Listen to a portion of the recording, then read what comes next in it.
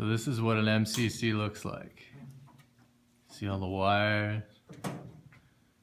See Kyle there working away.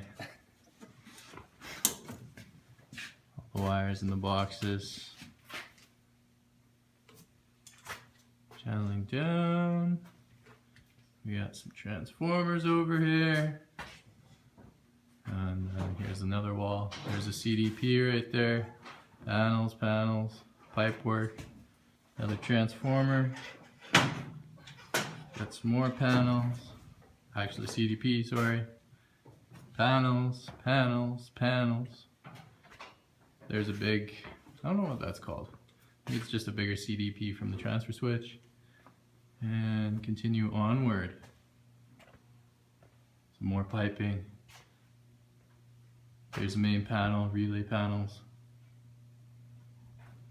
And just a quick shot of the maze. Look at all that pipe work. Doesn't that make you want to go dizzy?